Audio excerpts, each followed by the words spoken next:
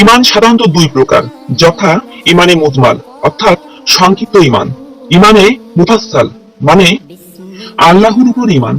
বিশ্বমানে বিশ্বভুবনে অসংখ্য সৃষ্টি রয়েছে, যা মানুষের পক্ষে গণনা করা খুবই কষ্টসাধ্য। এই সব জীবজন্তু গাছপালা কে সৃষ্টি করেছেন, কেন সৃষ্টি করেছেন, কে তাদের লালন পালন করেন, এত সব প্রশ্নের উত্তর খুঁজতে গিয়ে অনেক গবেষক ও সাধু ব্যক্তিগণ মহান আল্লাহর অসীম কুদরতির অনেক প্রমাণ ও পরিচয় পেয়ে থাকেন। আল্লাহর পরিচয়ের জন্য সাধারণ দৃষ্টিতে আমাদের একান্ত পরিচিতি কতিপয় প্রাণীসমূহের প্রতি দৃষ্টি নিক্ষেপ করলে আল্লাহর কুদরত ও শক্তির পরিচয় পাওয়া যায়।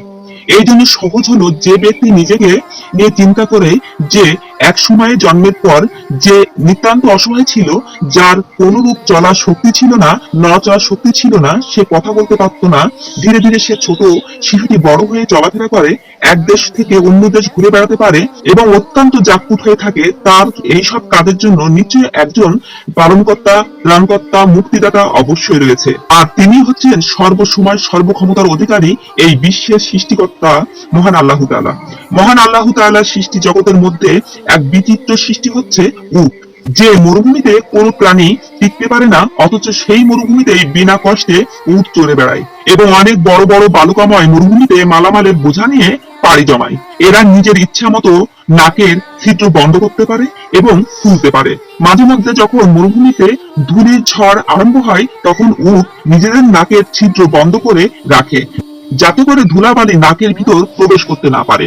উটের পিঠে আহরণ করে মানুষ এক স্থান হতে অন্য স্থানে চলে যেতে পারে। মহান আল্লাহ তাদের পায়ের পাতা খুব নরম তুলতুলে করে তৈরি করেছেন, যাতে বালির উপর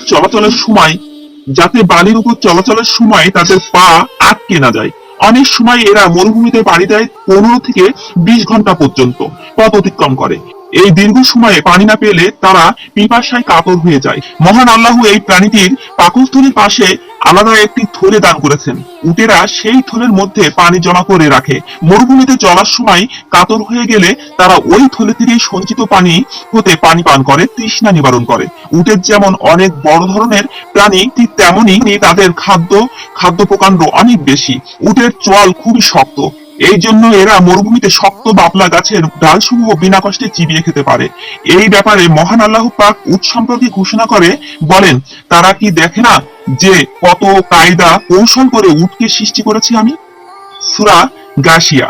পবিত্র কোরআন শরীফে মহান আল্লাহ তাআলা জন্তু জানোয়ার সম্পর্কে উল্লেখ করে বলেন, যার সংক্ষিপ্ত আকার হলো যা হতে তোমরা শীতের বস্ত্র তৈরি করতে পারো এবং আরো অনেক উপকার পেয়ে থাকো।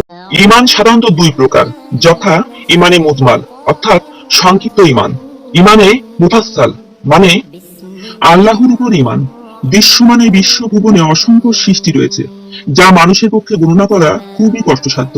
এই সব জীবজন্তু গাছপালা কে সৃষ্টি করেছেন, কেন সৃষ্টি করেছেন, কে তাদের লালন পালন করেন, এত সব প্রশ্নের উত্তর খুঁজতে গিয়ে অনেক গবেষক ও সাধু ব্যক্তিগণ মহান আল্লাহর অসীম কুদরতির অনেক প্রমাণ ও পরিচয় পেয়ে থাকেন। আল্লাহর পরিচয়ের জন্য সাধারণ দৃষ্টিতে আমাদের একান্ত পরিচিতি কতিপয় প্রাণীসমূহের প্রতি দৃষ্টি নিক্ষেপ করলে